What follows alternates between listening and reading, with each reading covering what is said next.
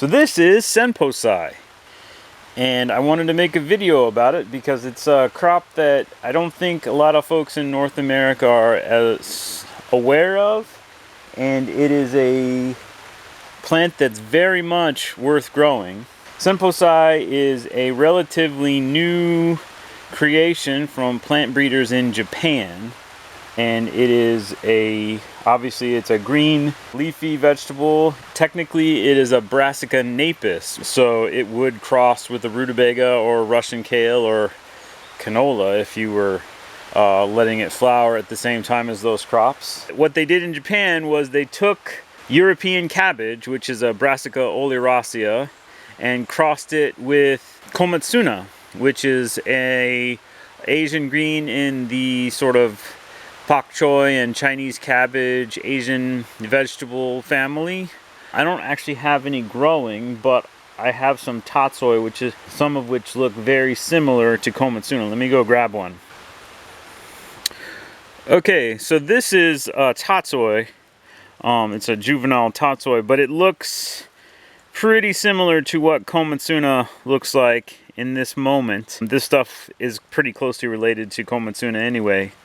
And they're all Brassica rapa, which is turnips, botanically. So they have one set of genes from Brassica oleracea and one set of genes from Brassica rapa. And one of the interesting things that you get when you cross two species like that and get a doubled polyploid genome is you get a lot of hybrid vigor. And one of the great things about Senposai is it's incredibly fast growing and vigorous, and you get these enormous flat collard like leaves on these very short plants, and it grows really quickly. It's very easy to grow. The flavor is very mild. It's extremely delicious, and you can do a lot of really interesting wraps because these leaves get so large, and the plants don't, they look like collards, but they're much more tender than collards, and the plants don't develop the tall stalk the way that collards do. We grow a lot of it for market. You can see this is our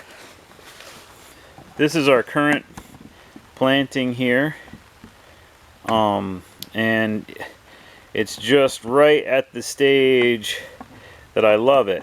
One thing it will do, because it's crossed with Komatsuna, I think it has picked up a low vernalization requirement that is common to the Asian brassicas. And so if you plant it in the spring like this stuff, it will bolt very quickly, just like spring planted Mizuna or pak choi or anything like that. They will bolt relatively quickly in the spring because their chilling requirement for inducing flowering is so low. And actually I can show you one here.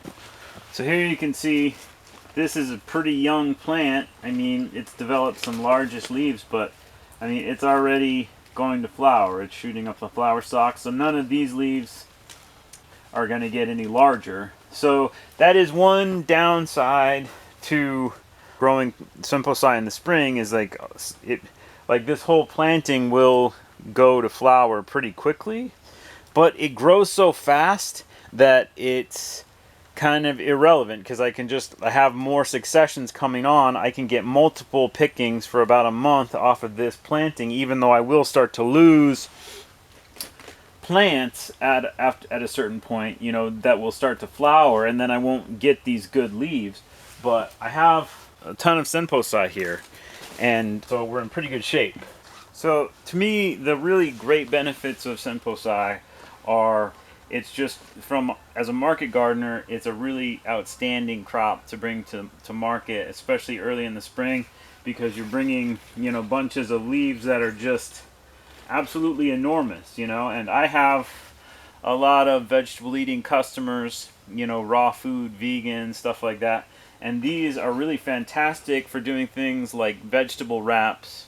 All you have to do is you know, take the leaf and leave it on your counter to let it wilt down and get kind of limp, and then you can just use it like you would use nori or something like that. It's a really versatile.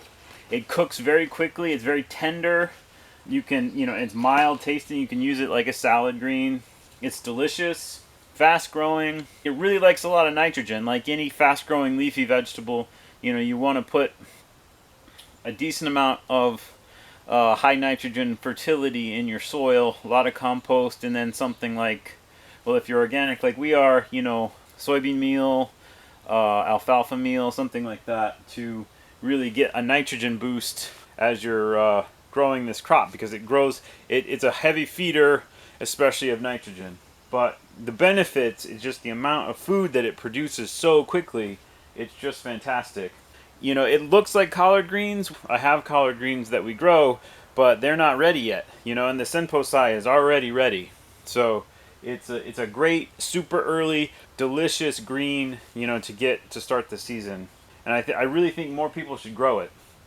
It's a really unusual and unusually fantastic green vegetable. I had a customer once tell me that the direct translation of the kanji for Senposai means 1,000 box vegetable, but what that actually means in Japanese in context, I don't exactly know.